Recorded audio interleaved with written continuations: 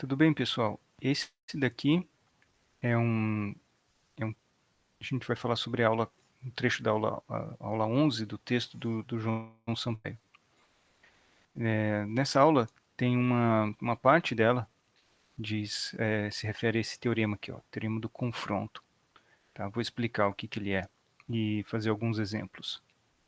Muito bem. Então, como que é a ideia desse teorema? Graficamente, deixa eu desenhar a ideia dele. Então, imagina que você que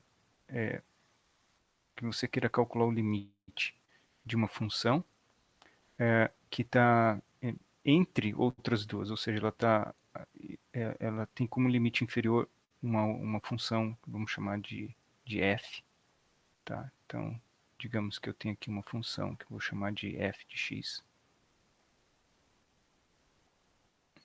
tá? E eu tenho uma função assim, que eu vou chamar essa daqui eu vou chamar de g de x. Não, essa daqui eu vou colocar h de x. Aqui é h de x. A g de x é a função que fica entre as duas. Então, uma função que pode ser qualquer coisa aqui dentro. Pode tocar, etc. Só não pode furar os limites. Ela só não pode ultrapassar os limites assim. Ela tem que se conformar com os valores das outras funções aqui, tá? Mas ela pode ser não precisa ter nenhuma característica particular. O fato é que, sabendo que no limite a f, essa f aqui, e a h tem o mesmo limite, então a g tem que ter o mesmo limite. Né? Visualmente, então, isso dá para acreditar, né? Mas a gente vai, então, vamos denotar aqui esse ponto de A e esse valor aqui de L. Tá? Então, a gente tem o ponto A e o ponto L na, aqui, certo? Então, esses daqui são os valores, as coordenadas onde a gente quer calcular o limite. Né? Então, aqui é o x, o valor de x onde a gente quer calcular o limite. Bom, então, como que a gente escreve isso daqui? Então, a principal hipótese do teorema é o seguinte, que a função g, ela está entre a função f e a função h. E a, e a hipótese que complementa isso daqui é que no limite, né, no limite em que x tende a A, nesse limite, os valores da f e da h estão indo para o mesmo valor L, certo? Os dois estão indo para L e, portanto, a g não tem que ir para o mesmo valor L. Tá? Esse é o que o teorema diz. Então, a gente escreve assim. Então, a gente fala se f de x tem um valor real L, para o qual o limite dela tende, e a h também, né?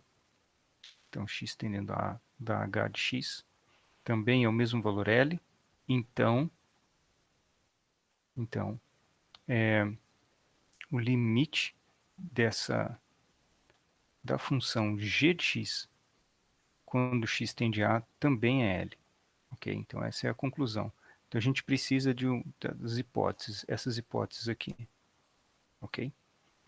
Deixa eu fazer um exemplo disso, de como é que se usa esse teorema. Então, vamos pegar um limite assim. Então, vamos colocar aqui como exemplo o seguinte limite. Vamos pegar x tendendo a zero, tá? E vamos supor que eu tivesse seno de 1 sobre x. Esse daqui, esse limite por si, não existe. Né? Esse daqui é um limite que se eu não colocar nada aqui, ele não vai funcionar, não existe quando x tende a zero. Eu vou colocar aqui um x quadrado, tá? Para a gente calcular isso daqui. Mas se não tivesse esse x quadrado, o seno esse seno oscilaria muito rápido e não aterrissaria em nenhum valor entre menos 1. Né? Seno está sempre entre menos 1 e 1, isso é certeza.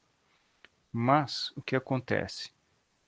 O valor da função seno de 1 sobre x fica oscilando aqui dentro. Né? E à medida que x se aproxima de zero, o argumento do seno oscila cada vez mais rápido e esse negócio fica infinito, sobe e desce infinitas vezes aqui até chegar em zero. Né? Ele realmente não dá para desenhar isso. Se você pegar um software que desenha sua função, você vai ver um bolo de linhas subindo e descendo aqui, e você vai ver isso aqui pintado de uma cor, porque não tem como representar todas essas oscilações chegando perto de zero. Tá? Bom, mas se a gente colocar, apesar dessa função oscilar muito, se a gente colocar alguma coisa que vai para zero aqui, então esse limite aqui vai ser zero. Tá? Como é que a gente vê isso? Como é que a gente mostra isso, se refere a isso no teorema?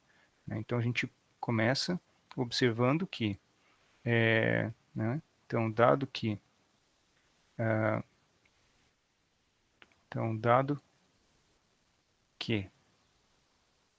seno de 1 sobre x sempre está entre menos 1 e 1, né?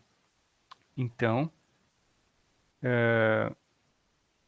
então a gente pode multiplicar essa desigualdade por x quadrado, né?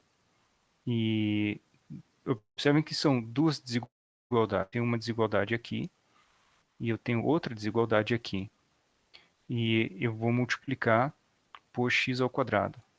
Né? Como x ao quadrado é um número positivo, o sinal da desigualdade não muda. Né? Então eu posso trabalhar com as duas ao mesmo tempo. Tá? Então, multiplicando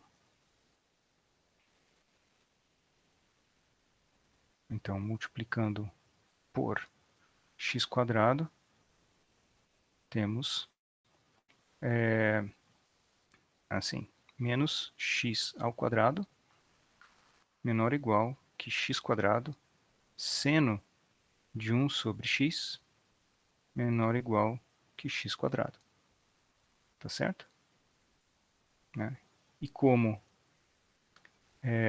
limite de x tendendo a zero de x quadrado é zero, assim como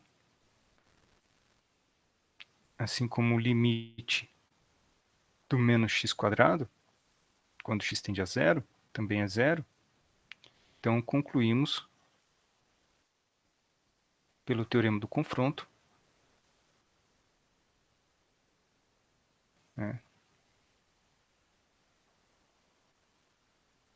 que concluímos que o limite de x tendendo a zero do x quadrado seno de 1 sobre x é igual a zero. Ok? Então, esse é um limite típico onde a gente aplica o teorema do confronto. Ok. Vamos fazer um outro exemplo, tá? Um pouquinho diferente, usando a função módulo. Então, deixa eu colocar um outro exemplo aqui. Tá? Então, vamos pegar limite de x tendendo a zero de x sobre módulo de x vezes seno ao quadrado de x. Bom, note que essa parte aqui, essa função, por si, quando x tende a zero, ela não tem um limite. Quando x tende a zero. Ela tem limites laterais, né? Mas não tem um limite, por assim dizer. Né? Então eu não posso simplesmente substituir o valor de x igual a zero ali e dizer que não dá nem para dizer que é 1 nem que é menos 1. Né? Porque essa função troca de valor de menos 1 para 1 exatamente em zero. Né? Por exemplo, aqui ela vale 1 para x maior que zero e ela vale menos 1 para x menor que 0, né? Tá certo? E ela, então, se eu tentar um limite de x tendendo a 0 nisso daqui, eu não consigo atribuir um valor, né? Esse limite não vai existir, né? Mas a gente sabe que a gente pode escrever, né, que x sobre módulo de x é um número que vai dar, que vai sempre estar entre 1 e menos 1, certo? Então, acontece que quando x é um número positivo, o número x é igual ao seu módulo, e, portanto, ele está nessa igualdade aqui. Ele está igual a 1. Se x é um número negativo, então eu divido pelo módulo dele e sobra só o sinal dele, né? O sinal menos 1. Então, ele está igual a isso daqui. Ele nunca está no meio, ele nunca está num valor intermediário, né? Ou ele tá exatamente em menos 1 ou exatamente em 1. Mas a gente pode escrever isso daqui, certo? Ok? E agora a gente faz o truque que a gente fez antes. A gente pega essa desigualdade e multiplica por seno, de x, seno ao quadrado de x, observando que seno ao quadrado de x é um número sempre maior ou igual que zero. Então eu preciso inverter o sinal das desigualdades aqui, tá? Então tem que tomar mais cuidado. Mas na hora de multiplicar por seno ao quadrado, então eu tenho seno ao quadrado de x menor ou igual, e aí vai aparecer a função que eu quero calcular o limite, que é essa daqui. Seno ao quadrado de x menor ou igual seno ao quadrado de x, tá? E agora a gente observa que o limite, né, de tanto faz se é mais ou menos seno ao quadrado de x, qual deles você toma? Se x está tendendo a zero, o seno de zero é zero, então o seno ao quadrado de x também é zero, né? Não importa o sinal que você estiver escolhendo, né? Aí você usa o teorema do confronto, né, para concluir que esse valor que está aqui no meio também está indo para zero. O limite aqui também é zero. Portanto, esse daqui também, o resultado é zero, tá? Só para você não ficar com a impressão que a gente sempre prova que as coisas estão indo para zero, deixa eu fazer mais um exemplo aqui. Tá? Logo, logo, a gente vai mostrar, pelo teorema com argumentos, tá? Que existe a seguinte desigualdade. Isso aqui não vai ser tirado do chapéu, não. Mas a gente vai se deparar com a seguinte desigualdade daqui a pouco. Então, é a seguinte. Por exemplo, se você pegar seno de x sobre x, e quiser calcular o limite disso daqui tendendo a zero, a gente consegue provar o seguinte, que isso é menor ou igual que 1, mas é maior ou igual que o cosseno de x. Tá? Então, nesse momento, a gente pode usar o teorema do confronto. Apesar de não saber o limite dessa expressão aqui, eu sei que ela está prensada entre 1 e cosseno de x. Tá? Então, na hora que eu tomo isso daqui próximo de zero, com x tendendo a zero, né? Então, quando eu tomo o limite, como o limite de x tendendo a zero do cosseno de x é igual a 1, certo? Que é esse valor aqui. Então, o limite desse daqui de x tendendo a zero de 1 é 1, certo? Então, os limites tendendo a zero desses dois aqui coincidem.